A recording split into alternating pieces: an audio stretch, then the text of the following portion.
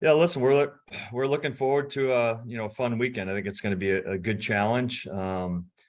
Michigan's one of the top teams in the country last year. They're playing well coming into this series, so it's a challenge for our guys. Our guys seem excited, and we're really looking forward to it. All right, we'll take any questions. Again, just use the raise hand feature.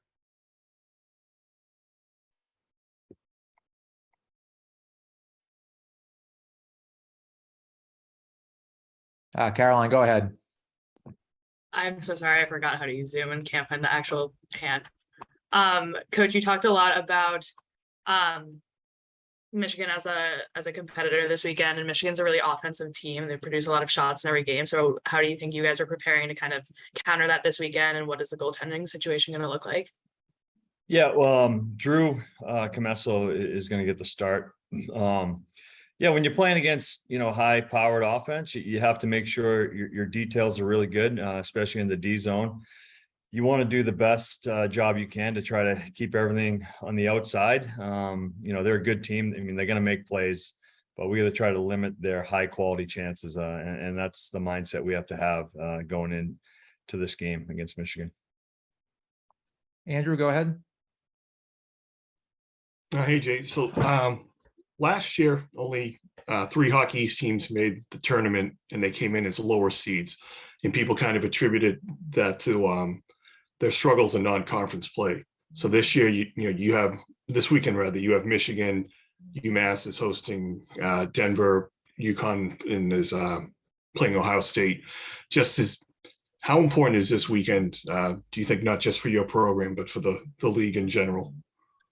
I think it's really important. I think there's no question that, I think Hockey East as a whole would like to see us do better against some of the other leagues. I don't think it's gone as well the last couple of years. And this obviously last year is my first year, but from what I understand and what I've heard is that we need to do better in our non-conference games as a whole. So I think it's really important for our league to do well in these matchups.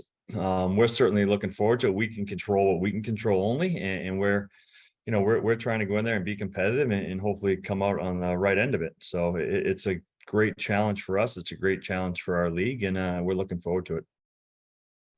Michael, go ahead. Good afternoon, Coach. You guys have had a lot of freshmen step up, especially in those first 2 games. With this being such a massive step up in competition, how are you looking for the veterans of the team to be a little bit more involved, whether it's their leadership or their play on the ice? Yeah, our leadership group has been excellent up to this point.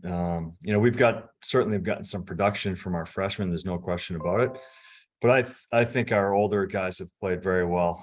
Also, having Wilmer Skoog back in the lineup is certainly going to help us. He didn't play the first 2 games. He's going to be back. He's looking forward to playing. This is his senior year.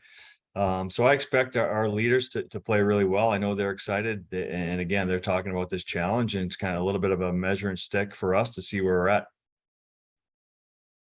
Rick, go ahead. Hi, Coach. Yost can be a bit of a challenging environment for visitors. Does it help that 6 or 7 of your players have played Michigan there in their 18 days? Yeah, I think this is what our guys look forward to. It, of course, it's going to be a great environment. I mean, I think this is why you play at schools like BU and at Michigan. You want to play against other teams in the country that are at the top. So I think it's fun, and I think our guys are looking forward to it. So I don't think they're too worried about the environment there. I think they're just looking forward to playing and putting our best effort forward. Caroline, go ahead. Hi again. Michigan and BU have both played an exhibition game as well as a game against like a lower ranked opponent. So how do you kind of make sure that the mindset is set for this weekend, specifically against a team that is ranked higher and a top 10 matchup? Yeah, I think for us, like we've kind of had the mindset as a team that it doesn't really matter who we're playing. We're going to go out and try to play the way we want to play. Worry about the way our systems are, our structure, and not worry too much about the other team. Obviously, you go over what they do, but for us, it's more about playing to our identity, and that's our mindset no matter who we're playing. So that's gonna be more of that this weekend. I know it's a tough challenge, but if we play the way we're capable of playing, it's gonna be competitive. Rick, go ahead. Speaking of Skoog, with a 6'6" goalie from Michigan, are you going to look for him and Puck and others to try to take his eyes away? Yeah, Skoog that's one, he's really good at getting the front of the goalie, especially on the power play. So that's something we'll look for sure. He's very good at it. You don't have to tell him twice to go there. He knows when to go there. So that's always any goaltender you're facing. Anytime you can have traffic, it makes it more difficult on them. So whether they're 6'6" or 5'10", it doesn't really matter. You have to get guys to the front of the net. You have to get pucks there, and you got to have second and third effort to try to find rebounds. Michael, go ahead. Coach, besides Wilmer Skoog, any other potential lineup changes for this weekend?